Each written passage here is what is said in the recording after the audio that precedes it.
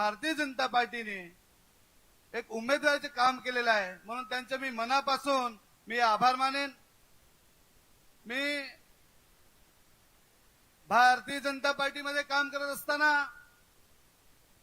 माझ्यावर, माझ्या कुटुंबावर या लाल बावट्याच्या लोकांनी 2001 सालापासून कंटिन्यू 2009 सालापर्यंत जीवघेण्याचे हल्ले केले।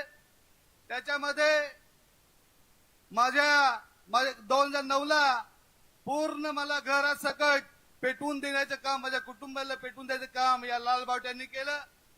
तरी मी, आमचं कुटुंब, माझे कार्यकर्ते सर्वच जण आजपर्यंत आम्ही पक्षाचं आजही काम करत राहिलो।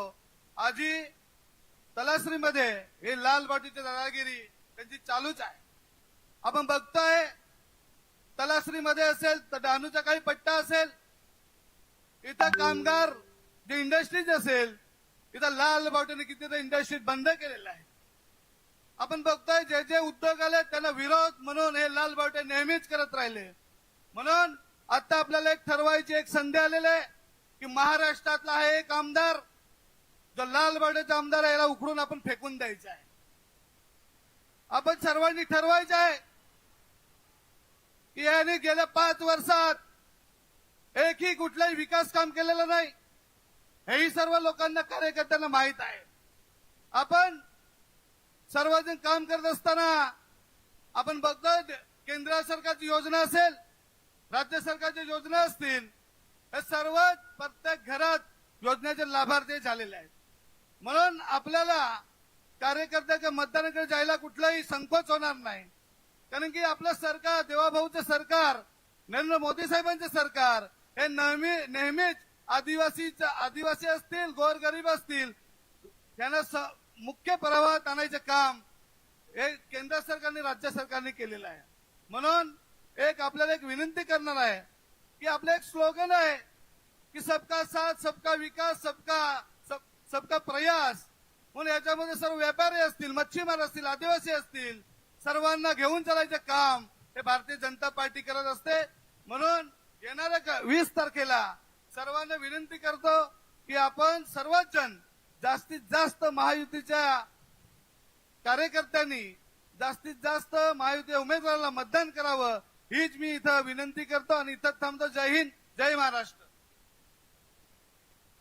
धन्यवाद। आपल्या भावी आमदारांचे हे आव्हानाचे शब्द ऐकल्यानंतर मला एवढंच म्हणावं लागेल की येत्या निवडणुकीत भाजपच भरवणार विजयाचा पेढा, कारण प्रचंड मताधिक्याने निवडून येणार आपले आमदार प्रमोद बेडा। जरा जोरदार टाळ्यांनी त्यांचं स्वागत आणि अभिनंदन करूया। अर्थातच या भारतीय जनता पक्ष, शिवसेना आणि राष्ट्रवादी सोबत अजून एक संघटन खूप महत्वाचं योगदान देत आहे आणि ते म्हणजे रिपब्लिकन पार्टी ऑफ इंडिया। आणि या पक्षाचं प्रतिनिधित्व करणारे सन्माननीय जिल्हा अध्यक्ष सुरेशजी जाधव यांना मी आता विनंती करेन की आपण थोडक्यात या ठिकाणी आपले विचार व्यक्त करावेत। आरपीआयच्या सगळ्या भीमसैनिकांनी जोरदार टाळ्यांच्या कडकडाटात त्यांचं स्वागत करूया।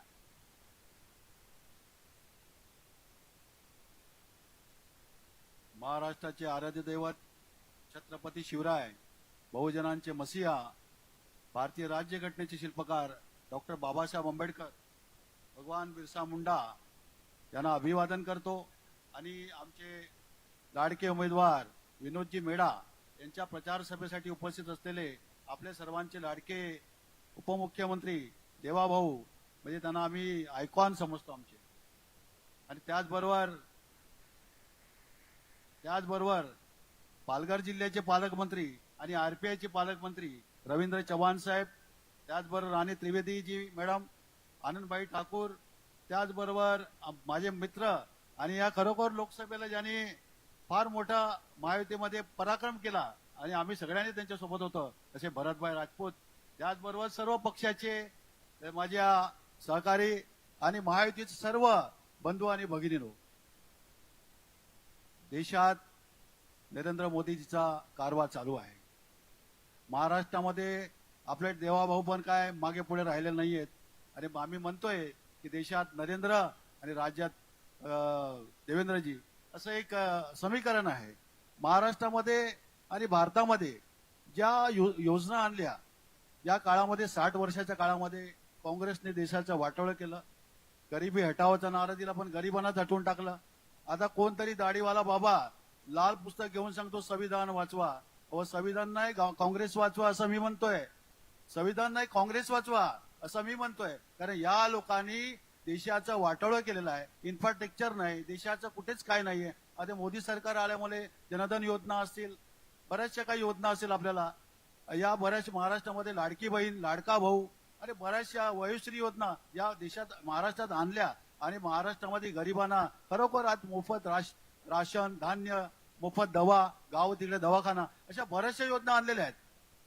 आता डहाणूमध्ये विनोद निकोले काय दिवे लावलेत पाहिलंय तुम्ही. 5 वर्षामध्ये काय केलं नाही या लोकांनी. विकास नाहीच याद आहे. 5 वर्ष आपण डहाणूमध्ये मागे गेलो.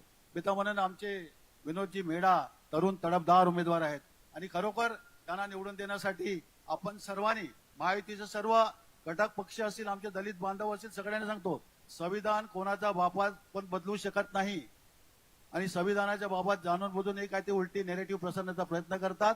बाबासाहेब सुद्धा पुन्हा एकदा आले तरी सुद्धा संविधानात बदल होऊ शकत नाही.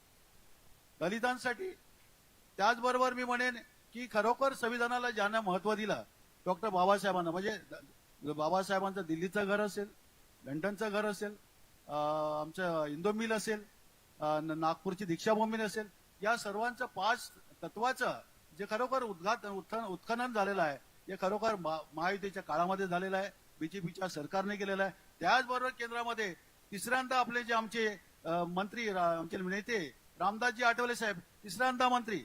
अहो काय किती प्रेम आहे मोदी साहेबांचं. खरोखर आम्ही तुम्हाला देवाभाऊ आणि आमचे आयकॉन मी एक आक्षेतो की आम्ही तुमच्यासोबत नेहमी आहोत आणि एवढंच म्हणतो की भरभरून आपल्या विनोदजी मेढा यांना 20 तारखेला वोटिंग करायचं आहे. आपला कमळाच्या बटनवर बटन दाबून. धन्यवाद. जय भीम, जय मा. धन्यवाद जाधव साहेब. आणि भीमसैनिकांची प्रचंड ताकद आपल्या सोबत आहे, या कोणतीही शंका नाही. साहेब, मी अनेक सभांचं सूत्रसंचालन केलंय, पण मला डहाणूचं विशेष अभिनंदन. 10,000 खुर्च्या ऑलरेडी मांडलेल्या आहेत, त्या बसून झाल्यात आणि मागे सुद्धा लोक प्रचंड संख्येने उभे आहेत. हे भारतीय जनता पक्षावरचं प्रेम आहे. जरा जोरदार टाळ्या माझ्या मतदार भारता भगिनींसाठी. पण ही ताकद एकवटणं हे एका माणसाचं काम आहे. याच्या मागे नियोजन करणं, ज्यांच्याबद्दल मी आता बोलणार है, जिनके बारे में जिक्र करना चाहूंगा तो इतना ही कहूंगा कि सर जी आप डहाणू की शान है, आप डहाणू की शान है, आम जनता की जान है और इसीलिए तो भरत भाई राजपूत आप पर पुरे डहाणू की जान कुर्बान है. मी विनंती करतो भरतजींना की त्यांनी या ठिकाणी येऊन मार्गदर्शन करावं.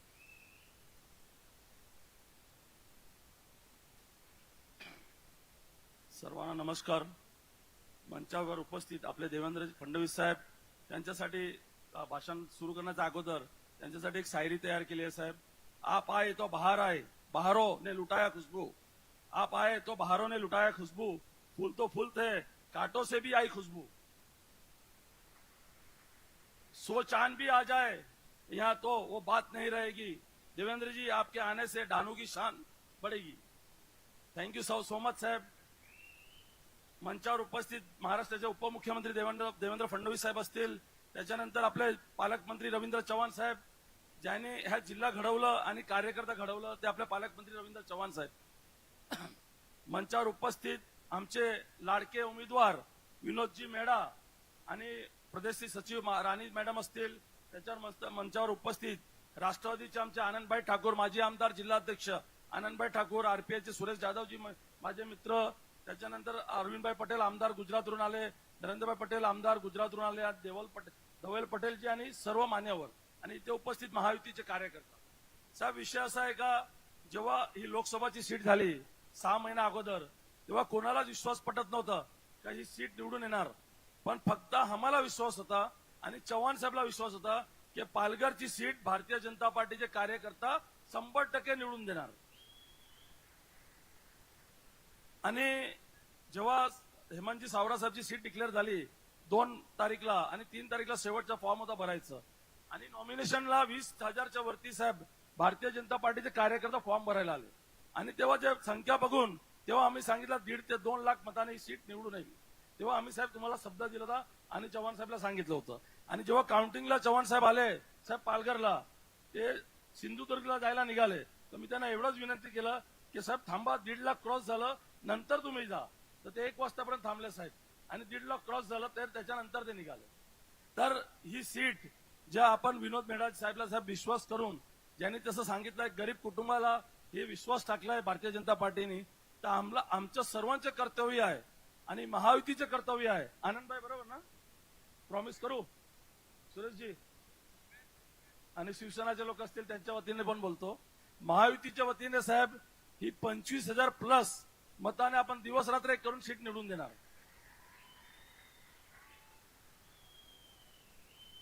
ह्याचं कारण सांगतो, आपल्यावरचं मतदान का होणार आहे, लोकसभा आणि विधानसभामध्ये काय फरक पडलं. त्याच्यामध्ये वाढवण बंदरचं उद्घाटन झालं साहेब. त्याच्यामध्ये लाखो लोकांच्या रोजगार उपलब्ध होणार आहे जिल्ह्यामध्ये.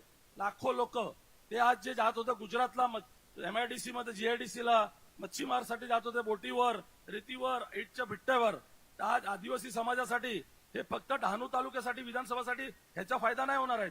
आपल्याला विक्रमगड, जव्हार, मुखाडा हे सर्व ट्रायबल बेल्टला जे लोक बाहेर जातात मायग्रेट करून काम करायला, त्यांना सर्वांना रोजगार हे आपल्या पक्षाने वाढवण बंदरच्या माध्यमातून देवेंद्रजी हे ड्रीम प्रोजेक्ट होतं आणि देवेंद्रजीने एक धरून ठेवलं म्हणून हा प्रोजेक्ट डिक्लेअर झाला आणि याचं उद्घाटन झालं. तर सर्वांनी ताली वाजून देवेंद्रजीचा मनापासून त्यांचं स्वागत करावं.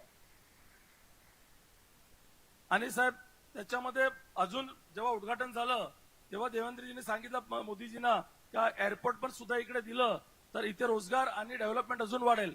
आणि देवाच्या कृपाने 4 दिवस अगोदर नरेंद्र मोदीजीने डिक्लेअर केला की पालघरला एअरपोर्ट सुद्धा देणार आहे. तर हे देवेंद्रजीची कृपा आहे साहेब. विषय एक आमच्या डहाणू तालुक्याचा विषय 91 नोटिफिकेशन साहेब हे फार मोठा विषय आहे. तर माझी हात जोडून विनंती आहे साहेब, ह्याला आपण माइल्ड कसा करू शकतो, कारण डेव्हलपमेंटच होत नाही. आता एक्वा टुरिझम साहेब, एक्वा कल्चर आमच्याकडे फार मोठा फार्मिंग बिझनेस आहे. त्याच्यामध्ये एक्वा कल्चरला साहेब रोजगार राहिला नाही. त्याला एक्वा टुरिझम मध्ये कन्वर्ट केला समजा एक्वा कल्चरला, तर आपल्या लोकांना भरपूर रोजगार भेटू शकते साहेब. ते एक 91 नोटिफिकेशन एक्वा कल्चर हे जे झालं साहेब, तर डहाणू तालुक्यामध्ये तुम्ही बघत असतील फक्त चिक्कूची वाडी आहेत, ते पण आता राहिली नाही साहेब. त्या डेव्हलपमेंटमध्ये तुमची मदत लागेल, कारण 91 पासून साहेब काहीच डेव्हलपमेंट नाही. तर माझी विनंती राहील साहेबला की सर्व बदल आपल्या तालुक्यामध्ये घडवून द्या आणि येणाऱ्या कालमध्ये जे आपण लोकसभामध्ये इतिहास घडवलं ते इतिहास परत घडवायचे आपल्याला. आणि आपले उमेदवार विनोदजी मेढा आहेत आणि दोन्ही उमेदवार साहेब विनोद निकोले, विनोद मेढा हे 2 नाव आहेत. विनोद मेढा यांच्या नाव समोरचा विनोद निकोले.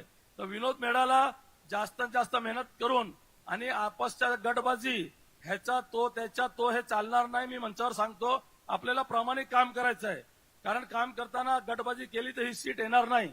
ओपनली सांगतो मी, आणि गटबाजी करणारा साहेब ते आम्ही खपून घेणार नाही, कारण ही सीट पाहिजे आपल्याला. तर माझी विनंती एवढंच राहील सर्वांना, मी ते थांबतो. साहेबला पुढे जायचं आहे, ही सीट आपण निवडून देणार. विक्रमगडची सीट 100% महायुती म्हणून आणि पालघर आणि बोईसर ही 4 सीट महायुती म्हणून निवडून देणार आपण. आणि माझी विनंती आहे महायुतीच्या कार्यकर्त्यांना का कुठे गटबाजी करू नका, काय असेल तर डायरेक्ट संपर्क करा. आपण बसून शिवसेनाचे असतील, राष्ट्रवादीचे असतील, RPIचे असतील, तर आपण हे मीटिंग झाली नंतर बसू आणि जे कसं काय करायचं ते आपण बसून करून घेऊ. आणि जय हिंद. इथे थांबतो. जय हिंद, जय महाराष्ट्र. सो धन्यवाद. मी साहेबांच्या अर्थात भरत सिंग यांच्या वक्तव्याबद्दल एवढंच बोलेन साहेब की नरेंद्र जी और देवेंद्र जी हमारे हिंदुस्तान की शान है. नरेंद्र जी और देवेंद्र जी हमारे हिंदुस्तान की शान है. सामने वालों याद रखना, 25,000 से ज्यादा लीड लाएंगे, ये राजपूत की जुबान है. सो शब्दाचे पक्के असणारे आणखीन एक म्हणजे त्यांच्या चौकटीत कोणालाच बांधू शकत नाही. अर्थातच सर्वसामान्यांचा नेता म्हणून ज्यांना ओळखलं जातं, आपल्या सर्वांचे लाडके सार्वजनिक बांधकाम मंत्री आणि पालघर जिल्ह्याचे पालकमंत्री सन्माननीय रवींद्रजी चव्हाण साहेब यांना आता मी विनंती करतो, जरा जोरदार टाळ्यांच्या कडकडाटात आपण त्यांचं स्वागत करूया. सर्वांना विनंती आहे, सर्वांनी दोन्ही हात उंच करून आपण सर्वांनी घोषणा करायची आहेत. बोला भारत माता की, भारत माता की. वंदे वंदे महायुतीचा. आज डहाणू या विधानसभेच्या प्रचार सभेसाठी उपस्थित सन्माननीय देवेंद्रजी, सन्माननीय संपूर्ण व्यासपीठ आणि माझ्या समोर उपस्थित सर्व डहाणू मधील कार्यकर्ते, मतदार आणि मोठ्या संख्येने उपस्थित पत्रकार बंधू भगिनी, खर तर आज ही वेळ आली आहे, डहाणूतील नागरिकांनी, आपण सर्वांनी नक्की मतदान 20 तारखेला कोणाला करावं. मतदान आदरणीय पंतप्रधान नरेंद्र मोदीजी जसं म्हणतात, सबका साथ सबका विकास या भावनेतून आपल्याला सर्वांना मतदान करायला हवं. मी आपणा सर्वांना एवढंच फक्त सांगू इच्छितो की या जिल्ह्याचा पालकमंत्री म्हणून गेल्या 2-2.5 वर्षामध्ये या संपूर्ण जिल्ह्यामध्ये जो जिल्ह्याचा जो निधी असतो, आराखडा असतो, हा दुप्पट करण्याचं काम हे या महायुतीच्या सरकारने केलं. आणि त्यामुळे गावागावामध्ये, वाड्या वस्तीमध्ये सुद्धा विकासाची कामं ही महायुतीच्या सरकारच्या माध्यमातून करण्यात आली. एडीबीच्या माध्यमातून आणि त्याचबरोबर हॅमच्या माध्यमातून सुद्धा या पालघर जिल्ह्यामध्ये हजारो कोटी रुपयाचा निधी हा देण्याचं काम सार्वजनिक बांधकाम विभागाच्या माध्यमातून झालंय. वाढवान बंदर आणि त्यामुळे रोजगाराची जी संधी प्राप्त झाली आहे याचाही उल्लेख भरतभाई यांनी केला. 1 लाख लोकांपेक्षा जास्त लोकांना सहजपणे रोजगाराची निर्मिती या माध्यमातून होणार आहे. आणि त्यामुळे मोठ्या प्रमाणात जे स्थलांतर होत आहे किंवा मायग्रेशन ज्या मोठ्या प्रमाणात होत आहे ते थांबण्यामध्ये यश येणाऱ्या काळामध्ये होणार आहे. या व्यतिरिक्त मी एवढंच सांगेन की हा जिल्हा हा जनजाती बाहुल असणारा जिल्हा आहे. 50,000पेक्षा जास्त विद्यार्थी या सगळ्या आश्रमशाळांमध्ये राहतात. माझी इथे असणाऱ्या पत्रकारांना, इथल्या असणाऱ्या सुजाण नागरिकांना आणि इथल्या असणाऱ्या सर्व विद्यार्थी आणि पालकांना विनंती आहे, आपण एकदा आठवा 5 वर्षा अगोदरच्या असणाऱ्या आश्रमशाळा आणि आता जाऊन त्या आश्रमशाळा पहा. हा जो बदल आहे, हा बदल हा एकमेव विचारामुळे झालेला बदल आहे. पालकमंत्री म्हणून मला महायुतीने संधी दिली. आज या सर्वच्या सर्व आश्रमशाळा 5 स्टार करण्याचं काम हे फक्त ना फक्त या विचारामुळे झालंय. त्यामुळे हा उजवा विचार हा प्रत्येकाच्या जीवनामध्ये एक चांगलं शाश्वत जीवन, उत्कर्षाचं जीवन देण्याचं काम हे नेहमी करत असतो. आणि म्हणून प्रत्येक व्यक्तीने हा विचार करायला हवा की आदरणीय पंतप्रधान नरेंद्र मोदीजींच्या नेतृत्वात पालघर जिल्हा हा विकासाच्या दिशेने जाताना तुम्हाला आम्हाला सर्वांना दिसतोय. आणि ही गती जी आहे ती तुम्हाला अविरत ठेवणं हे अत्यंत गरजेचं आहे. आणि म्हणून याला अपशकून करणारी ही जी मंडळी आहेत, कम्युनिस्ट विचाराची असणारी जी मंडळी जी नेहमीच विकासाला विरोध करतात, यांना सगळ्यांना यांची जागा दाखवा. आणि येणाऱ्या 20 तारखेला होणाऱ्या निवडणुकीमध्ये विनोद मेढा हे महायुतीचे उमेदवार आहेत. त्या महायुतीच्या उमेदवाराच्या समोर, कमळ या चिन्हाच्या समोर बटन दाबून विक्रमी मताने त्यांना पुन्हा एकदा विधानसभेमध्ये पाठवा. जय हिंद, जय महाराष्ट्र. धन्यवाद. मी साहेबांच्या या वक्तव्याबद्दल एवढंच बोलेन की लहान दोंडी मोठा घास घेऊन साहेबांच्या आडनावात या तारखेचा उल्लेख आहे, फडणवीस. 20 तारखेला विजय हा आपलाच होणार आहे. अर्थातच साहेबांचं पालघरवर विशेष प्रेम आहे. म्हणून साहेब, महाराष्ट्रातील सगळ्यात उत्तम जे कार्यालय आहे ते साहेबांनी इकडे बनवलंय. त्यामुळे साहेबांसाठी जरा जोरदार टाळ्यांचा कडकडाट. एवढंच म्हणेन साहेब, आम्ही तुम्हाला चित्रवाहिन्यांवर, वृत्तवाहिन्यांवर पाहत असतो की आले किती गेले किती, पण जे आपल्या बुद्धिचातुर्याने प्रतिपक्षाचा पाडतात, समोरच्याचा अगदी बारीक केस, नेता आणि नेतृत्व कसं असावं त्याचं नेमकं उत्तर म्हणजेच देवेंद्र फडणवीस. जरा जोरदार टाळ्यांच्या कडकडाटात स्वागत करूया सन्माननीय देवेंद्रजी यांचं.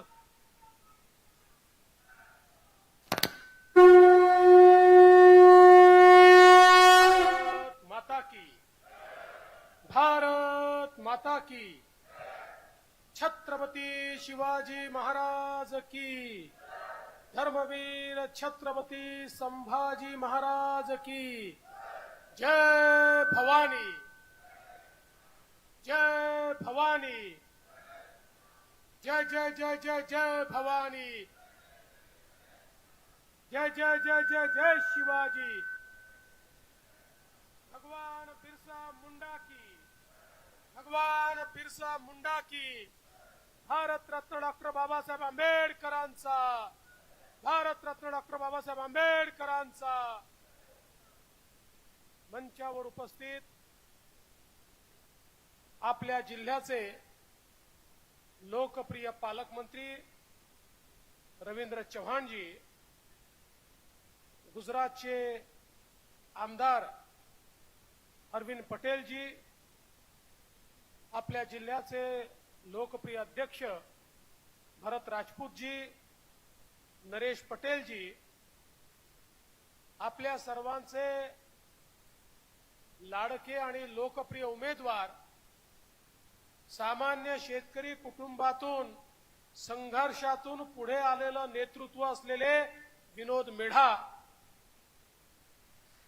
माजी आमदार आनंद ठाकूरजी, राणीताई द्विवेदी, धवल पटेल, सुरेश जाधव, पंकज कोरे, भरत शहा, जगदीश राजपूत, देवेंद्र सिंगडा, नंदन वर्तक, मिनल शहा, श्रीकांत ठक्कर, वसंत गोरवाला, विनाताई देशमुख, महेंद्र भोणे, निर्मल गोहिल, अरुण माने, प्रशांत संखे, मंचावरील सर्व मान्यवर आणि या ठिकाणी मोठ्या संख्येने उपस्थित असलेल्या माझ्या सर्व लाडक्या बहिणींनो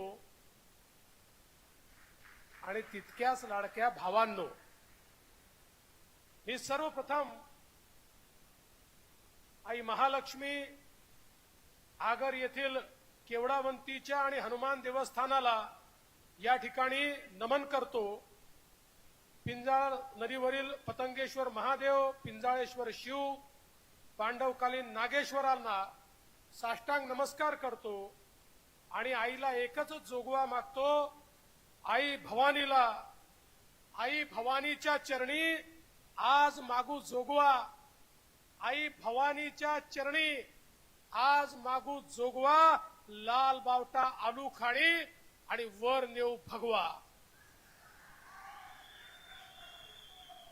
आपला भगवा आता या डहाणूमध्ये लाल बावटा नाही, भगवा दिसेल, छत्रपती शिवरायांचा भगवा.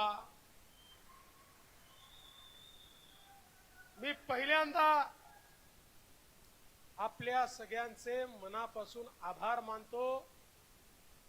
पालघर लोकसभेच्या पोटनिवडणुकीमध्ये आपण सर्वांनी आमच्या विनंतीला मान देऊन डॉक्टर हेमंत सौरा यांना, पोटनिवडणुकीत नाही निवडणुकीत डॉक्टर हेमंत सौरा यांना प्रचंड मतांनी निवडून दिलं आणि या पालघर जिल्ह्याला भारतीय जनता पक्षाचा खासदार दिला.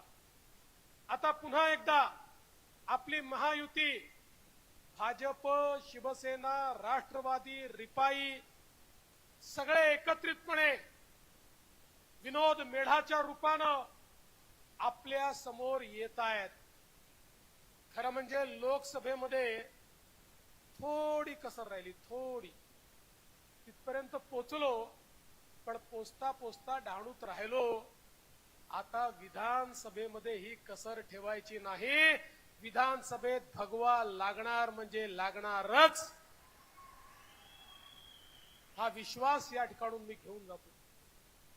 एक अतिशय सर्वसामान्य घरचा मुलगा, शेतकरी कुटुंबातला, ज्याने सातत्याने राष्ट्रीय विचाराने प्रेरित होऊन भारतीय जनता पक्षामध्ये संघर्ष केला, प्रसंगी जीवावर बेतलं, कुटुंबावर बेतलं, पण कधी विचार सोडला नाही. राष्ट्रीय विचाराने प्रेरित होऊन जो सातत्याने संघर्ष करत राहिला, अशा जमिनीवरच्या कार्यकर्त्याला भारतीय जनता पक्षाने उमेदवारी दिली आहे. कोणी धन्ना सेठ नाही आहे, कोणी पैसेवाला नाही आहे, बड्या बापाची औलाद नाही आहे. या ठिकाणी तुमच्या आमच्यातला एक तरुण आज उमेदवार म्हणून आलाय आणि म्हणून तुमच्यावर आता ही जबाबदारी आहे. भारतीय जनता पक्षाचा हा तरुण महाराष्ट्राच्या विधानसभेमध्ये डहाणूचा आवाज बनून गेला पाहिजे आणि डहाणूचं त्या ठिकाणी रिप्रेझेंटेशन त्यांनी केलं पाहिजे. आज आपण पाहू शकतो पालघर जिल्हा खऱ्या अर्थानं ज्या प्रकारे महायुती सरकारने बदलवला. जिल्ह्याची निर्मिती झाल्यानंतर मी मुख्यमंत्री असताना पालघरचं मुख्यालय बांधणं आम्ही सुरू केलं. मी पहिल्यांदा सांगितलं नवीन जिल्हा आहे, महाराष्ट्रातलं सगळ्यात सुंदर मुख्यालय हे माझ्या पालघर जिल्ह्यामध्ये असलं पाहिजे. आज तुम्ही पाहून बघा, सर्वात सुंदर अशा प्रकारचं मुख्यालय, सर्व प्रकारचे ऑफिसेस, सर्व प्रकारच्या सोयी या पालघर जिल्ह्यामध्ये आपण तयार केल्या आणि यासोबत वेगवेगळ्या प्रकारे जिल्ह्याला पुढे आणण्याकरता आपण वेगवेगळे प्रयत्न सुरू केले. मगाशी भरत राजपूत सांगत होते वाढवणचं बंदर आपण या ठिकाणी त्याचं भूमिपूजन केलं. अनेक लोकांनी वाढवणबद्दल लोकांच्या मनामध्ये संभ्रम पसरवण्याचा प्रयत्न केला. कोणी म्हणालं मच्छीमारांचे हक्क जातील, कोणी म्हणालं आदिवासींच्या जमिनी जातील. पण मी सांगितलं होतं आम्ही कोणालाही उद्ध्वस्त करून विकास करणारे नाही आहोत, आम्ही सगळ्यांना सोबत घेऊन विकास करणारे आहोत. आणि आजही सांगतो वाढवणच्या बंदरामुळे या भागाचं चित्र बदलेल, पण त्याच वेळी माझे मासेमारी करणारे जे आमचे कोळी बांधव आहेत त्यांना या देवा भाऊचा शब्द आहे, तुमच्यावर या ठिकाणी कुठला अन्याय तर होणारच नाही, पण आहे त्याच्यापेक्षा चांगली अवस्था ही तुम्हाला आम्ही आणून देऊ. तुमचा व्यवसाय कसा मोठा होईल, तुमच्या पारंपरिक व्यवसायाला नवीन उंची कशी मिळेल याचा प्लॅन आम्ही तयार केला आहे. त्यामुळे पुढच्या काळामध्ये इथले आमचे कोळी बांधव हे समृद्ध झालेले आपल्याला पाहायला मिळतील. हा शब्द तुम्हाला देण्याकरता मी आलो आहे. आमचा निर्णय भगवान बिरसा मुंडाला आम्ही मानणारे आहोत. भगवान बिरसा मुंडांनी जल जमीन आणि जंगलाकरता लढाई केली. या 15 नोव्हेंबरला भगवान बिरसा मुंडांचा या ठिकाणी 150वी जन्मजयंती आहे. माननीय मोदी साहेबांनी सांगितलं संपूर्ण भारतामध्ये ही 150वी जन्मजयंती 1 वर्षापर्यंत आपण साजरी करणार आहोत. आणि भगवान बिरसा मुंडा यांची प्रेरणा घेऊन आपण देखील ठरवलंय या डहाणूच्या आणि या पालघरच्या आदिवासीची जल जमीन आणि जंगल हे कोणालाच घेऊ देणार नाही. त्या जल जमीन आणि जंगलावर केवळ आणि केवळ आदिवासीचा अधिकार असेल. आणि हे सगळे करत असताना ही गोष्ट देखील खरी आहे, शहरं वाढतायत, शहरांच्या गरजा वाढतायत, लोकसंख्या वाढतेय, घरांची गरज आहे, विकासाची गरज आहे. अशा वेळी 91चं नोटिफिकेशन या डहाणूला कुठेतरी डहाणूचा जीव गुदमरण्याचं काम करताय. त्या नोटिफिकेशनच्या विरोधात आम्ही नाही, त्यातले पर्यावरणवादी जेवढे विषय आहेत त्या विषयाला आमचंही समर्थन आहे. पण 91 मध्ये आणि 2024 मध्ये वस्तुस्थिती खूप बदलली आहे, नियम बदलले आहे, टेक्नॉलॉजी बदलली आहे, परिस्थिती बदलली आहे. त्यामुळे आम्ही हा निर्णय केला की या ठिकाणी 91च्या नोटिफिकेशनमुळे डहाणूचा जो विस्तार वाचलेला आहे, थांबलेला आहे, डहाणूचा जो त्या ठिकाणी खऱ्या अर्थानं जीव गुदमरतो आहे, त्यातनं डहाणूला आपल्याला मोकळं करायचं आहे. मागच्या लोकसभेच्या वेळी आलो होतो, भरत राजपूत तुम्हाला त्यावेळेस शब्द दिला होता 50% काम केलेलं आहे, पुन्हा नव्याने सरकार आली उरलेलं 50% काम देखील करू. डहाणूचं जंगल, इथलं नैसर्गिक संपदा, इथली जैवविविधता याच्यावर कुठलाही डाग येऊ देणार नाही, आज येऊ देणार नाही. पण सामान्य माणसाचं जीवन कसं आपल्याला सुकर करता येईल हा प्रयत्न आपला असेल. आज वाढवण बंदरामुळे 10 लाख रोजगाराच्या संधी तयार होत आहेत. या संधी भूमिपुत्रांना मिळाल्या पाहिजे. याकरता भूमिपुत्रांचं स्किल डेव्हलपमेंट करण्याचं काम आपण सुरू केलं आहे आणि येत्या काळामध्ये या भागामध्ये मोठ्या प्रमाणात हे स्किल डेव्हलपमेंट करून भूमिपुत्रांच्या हाताला काम आपलं सरकार निश्चितपणे देणार आहे. एवढंच नाही तर मगाशी उल्लेख झाला, ज्यावेळी वाढवणचं भूमिपूजन झालं होतं, मी प्रधानमंत्र्यांना विनंती केली होती, साहेब सगळ्या प्रकारची कनेक्टिव्हिटी झाली, आता देशामध्ये आमचं जे पालघर जिल्हा आहे, आमचं डहाणू आहे, हा सगळा जो भाग आहे हळूहळू नंबर 1 कडे चाललाय. कारण एशियातलं सगळ्यात मोठं पोर्ट या ठिकाणी होत आहे. बुलेट ट्रेन या भागातनं चाललेली आहे आणि जो मुंबईचा कोस्टल रोड आहे, हा कोस्टल रोडही आम्ही आता विरार पर्यंत आणतो आहोत. म्हणजे नरिमन पॉइंट पासून विरार पर्यंत केवळ 35 ते 40 मिनिटात रस्त्याने येता येईल. मी स्वतः बांद्रा ते वर्सोवाचं काम सुरू केलं, वर्सोवा ते मडचं टेंडर निघालं, मड ते उत्तनचं काम सुरू होत आहे आणि उत्तन पासनं विरार पर्यंत या ठिकाणी या रोड करता जपानमध्ये मी गेलो होतो, तिथल्या सरकारने 54,000 कोटी रुपये देण्याची कबुली दिली. त्यामुळे मुंबईशी पालघरची कनेक्टिव्हिटी होती आहे. पण एकीकडे रस्ता आहे, दुसरीकडे ट्रेन आहे, तिसरीकडे बंदर आहे. एकाच गोष्टीची कमतरता आहे, इथे जर एअरपोर्ट आलं तर या जिल्ह्याचं चित्र बदलून जाईल. आणि मला आनंद वाटतो, माननीय प्रधानमंत्र्यांनी घोषणा केली, आता या भागामध्ये नवीन एअरपोर्ट देखील तयार होणार आहे.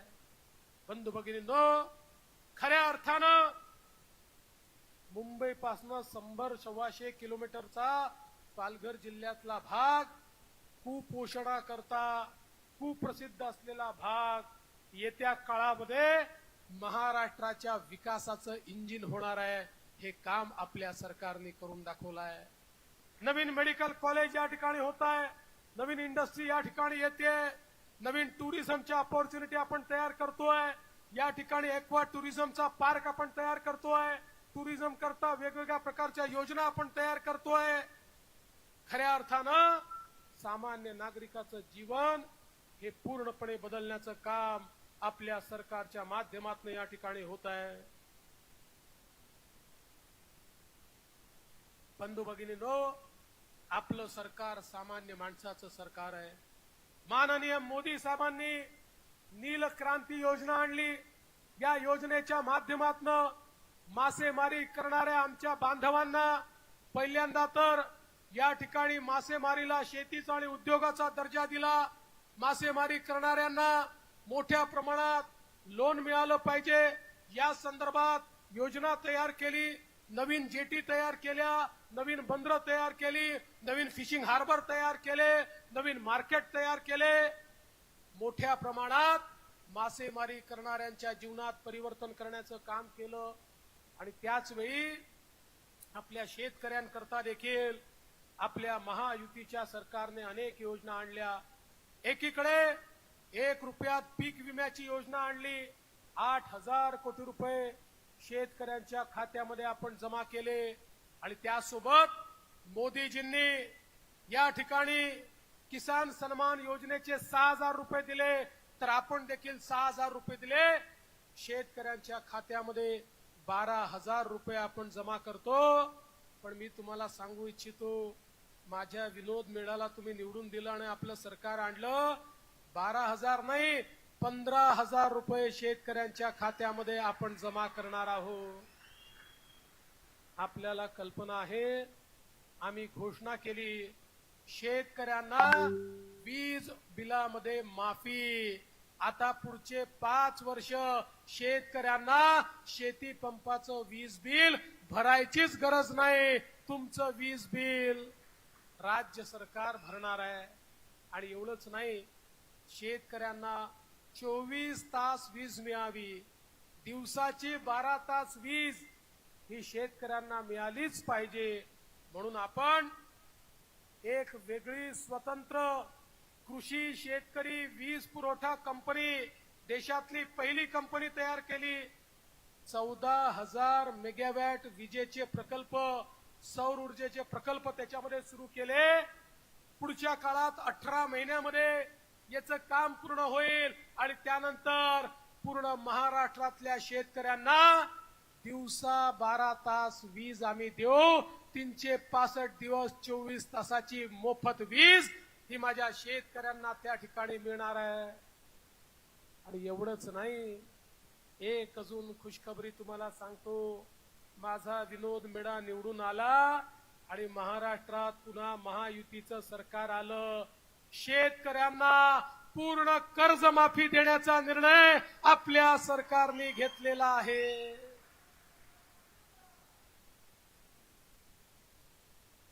बंधू भगिनींनो, आपल्या देशाचे प्रधानमंत्री माननीय मोदीजी नेहमी सांगतात, विकसित भारत तयार करायचा असेल तर आपल्याला भारताची 50% लोकसंख्या, आमच्या माता भगिनी महिला यांना देशाच्या सामाजिक आर्थिक क्रांतीचा केंद्रबिंदू करावा लागेल.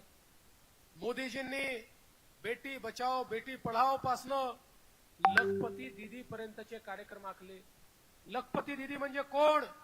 मोदीजींच्या योजनांमधून जी माझी बहीण वर्षाला 1 लाख रुपयापेक्षा जास्त कमाई करते, ती लखपती दीदी आपल्या महाराष्ट्रामध्ये 11 लाख लखपती दीदी आम्ही तयार केल्या. लवकरच 25 लाख लखपती दीदी तयार करणार आहोत. 2028 पर्यंत 50 लाख आमच्या बहिणींना आम्ही लखपती दीदी तयार करणार आहोत. मोदीजींच्या सांगण्यावरून या महाराष्ट्रामध्ये महिला केंद्रित अजेंडा आपण सुरू केला. लेक लाडकी सारखी योजना आणली. या योजनेच्या अंतर्गत घरी जर मुलगी जन्माला आली, मुलीच्या जन्माचं स्वागत झालं पाहिजे म्हणून मुलगी जन्माला आली की 5,000 रुपये, पहिल्या वर्गात गेली की 5,000 रुपये, 7व्या वर्गात गेली की 7,000 रुपये, ती 11व्या वर्गात गेली की 8,000 रुपये, मुलगी 18 वर्षाची झाली की 75,000 रुपये, असे 1 लाख रुपये त्या घराला आपण देतो. मुलगी नाही, तुमच्या घरी लक्ष्मी जन्माला येते आहे ही अनुभूती आज आपण त्या ठिकाणी करून देतो. आज आपण पाहतो आपल्या देशामध्ये काँग्रेसच्या काळामध्ये उच्च शिक्षणाचा विस्तार खासगीकरणातनं झाला. आज खासगी कॉलेजमध्ये डॉक्टर, इंजिनियर, MBA, BBA कुठलाही कोर्स करायचा असेल 2 लाख, 4 लाख, 5 लाख रुपये फी आहे. गरीब आणि मध्यमवर्गीय विचार करतात, घरी एक मुलगा असेल, एक मुलगी असेल, मुलीला सांगतात, बाई तुझ्या भावालाच शिकवण्याचे पैसे आमच्याकडे आहेत, आम्ही तुला शिकवू शकत नाही, तुझं लग्नच करून द्यायचं आहे, तू घरीच बस. कितीही हुशार मुलगी असली तरी तिला शिकवलं जात नाही. आता आम्ही आई बापाला सांगितलं, तुम्ही जर मुलीला शिकवू शकत नसाल चिंता करू नका, मुलीचे मामा हे मुंबईच्या मंत्रालयात बसले आहेत, ते मुलीच्या शिक्षणाचा खर्च करतील आणि मुलींची 100% फी 5 लाख, 2 लाख काय जी फी असेल ती फी राज्यातलं सरकार आता भरत आहे. माझ्या मुलींना शिकवण्याचं काम आता आम्ही या ठिकाणी सुरू केलं आहे. आपण योजना केली, महिलांना एसटी मध्ये 50% तिकीट लागेल. 1.5 वर्ष आले योजना चालली आहे. योजना सुरू केली, एसटीचे लोक आले महामंडळाचे, म्हणाले साहेब योजना बंद करून टाका. अरे म्हटलं का बंद करायची? म्हणे असं आहे साहेब, आमची एसटी तोट्यात आहे आणि परत अर्धा तिकीट म्हटल्यानंतर आमची एसटी तर डबघाईला जाईल. आम्ही सांगितलं योजना बंद होणार नाही, तुम्हाला मदत करू पण योजना चालवावी लागेल. महिन्याभरापूर्वी ते पुन्हा आले. म्हटलं का आले? म्हटलं साहेब सांगायला आलो, काही झालं तरी ही योजना बंद करू नका. अरे म्हटलं अजब लोक आहे तुम्ही. आधी येता सुरू करू नका, आता म्हणता बंद करू नका. चाललाय काय? म्हणाले साहेब योजना घोषित झाल्यापासनं इतक्या महिला प्रवास करायला लागल्या की तोट्यात असलेली आमची एसटी फायद्यामध्ये आली. त्यामुळे आता ही योजना तुम्ही सुरूच ठेवा. मग मी देखील विचार केला नेमकं चाललं काय आहे. माझ्या लक्षात आलं अलीकडच्या काळामध्ये आमच्या लाडक्या बहिणी आमच्या भाऊजींना सांगतात तालुक्याला जायचंय, जिल्ह्याला जायचंय, मीच जाते, तुम्ही घरी बसा. तुम्ही गेले की तिकीटही दुप्पट लागते. तिथे गेले की पान, तंबाखू, मावा, खर्रा काय काय खाता, घरचे पैसे बर्बाद करता. मी अर्ध्या पैशामध्ये जाऊन काम करून घराचे पैसे वाचवते. माझ्या लाडक्या बहिणीच आता प्रवास करायला लागलेल्या आहेत. हे चित्र आपल्याला पाहायला मिळतं. आणि एवढंच नाही, आपल्या सरकारने मुख्यमंत्री माझी लाडकी बहीण योजना सुरू केली. आपल्या सगळ्या लाडक्या बहिणींना 1500 रुपये खात्यामध्ये देण्याचा निर्णय घेतला. तेव्हा हे काँग्रेसचे, शरद पवार गटाचे, उबाटाचे, कम्युनिस्ट गटाचे, मवियाचे सगळे लोक त्या ठिकाणी आम्हाला वेड्यात काढायचे. हे तर शक्यच नाही, हे तर होणारच नाही, हा तर जुमलाच आहे, हे तर खोटच आहे. पण मला सांगताना आनंद वाटतो, या सगळ्यांच्या नाकावर टिचून 2.5 कोटी बहिणींच्या खात्यामध्ये नोव्हेंबर पर्यंतचे पैसे आम्ही जमा करून टाकले. पण लाडक्या बहिणींनो लक्षात ठेवा, जसे आम्ही तुमचे सख्खे भाऊ आहोत, तुमचे काही सावत्र भाऊ देखील फिरतायत, ही योजना बंद करायचा प्रयत्न करतायत. हे महाविकास आघाडीचे सावत्र भाऊ हायकोर्टमध्ये गेले. नाना पटोले, सुनील केदार यांचे अधिकृत निवडणूक प्रमुख अनिल वडपल्लीवार महाविकास आघाडीच्या वतीनं हायकोर्टमध्ये गेले आणि त्या ठिकाणी याचिका केली आणि सांगितलं या महिलांच्या योजना, ही लाडकी बहीण योजना पैशांचा चुराडा आहे, ही योजना बंद करून टाका. पण काळजी करू नका, तुमचे सख्खे भाऊ होते, आम्ही कोर्टामध्ये भांडलो आणि कोर्टाने सांगितलं लाडकी बहीण योजना सुरूच राहील, ती बंद होणार नाही. आणि बहिणींनो खुश खबर आहे, आता पुन्हा माझा विनोद मेढा निवडून आला आणि आपलं सरकार आलं. 1500 नाही 2100 रुपये लाडक्या बहिणींना मिळणार आहे. लक्षात ठेवा, विनोद मेढा निवडून आला तर 2100 रुपये करणाऱ्यांच्या बाजूने हात वर करेल आणि आमचे लाल बावटेवाले निवडून आले तर योजना बंद करणाऱ्यांच्या बाजूने हात वर करतील. तुम्हाला ठरवायचं आहे योजना चालवायची आहे की योजना बंद करायची आहे. आणि म्हणून आज आपण पाहू शकतो माननीय प्रधानमंत्री मोदीजींच्या नेतृत्वात आज द्रौपदी मुर्मू यांच्यासारखी एक महिला, आमची आदिवासी भगिनी या देशाची राष्ट्रपती झाली. जनवन सारखी योजना आणून 24,000 कोटी रुपये मोदीजींनी आदिवासीच्या विकासाकरता दिले. बिरसा मुंडा योजनेतनं आपण आदिवासी गावागाड्यापर्यंत, पाड्यापर्यंत, वस्त्यापर्यंत त्या ठिकाणी विकास नेला. समाजातल्या सर्व घटकांचा विकास आपल्या सरकारच्या माध्यमातून चाललाय. आणि म्हणून तुम्हाला विनंती करण्याकरता आलो आहे, आता काहीही झालं तर या डहाणूमध्ये आपली जागा निवडून आली पाहिजे. माझा भाऊ पास्कल हा या ठिकाणी तुम्ही निवडून दिला होता.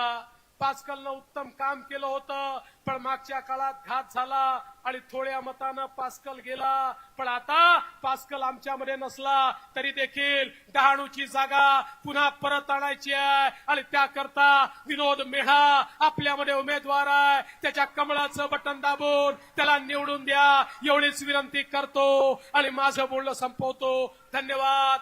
जय हिंद, जय महाराष्ट्र.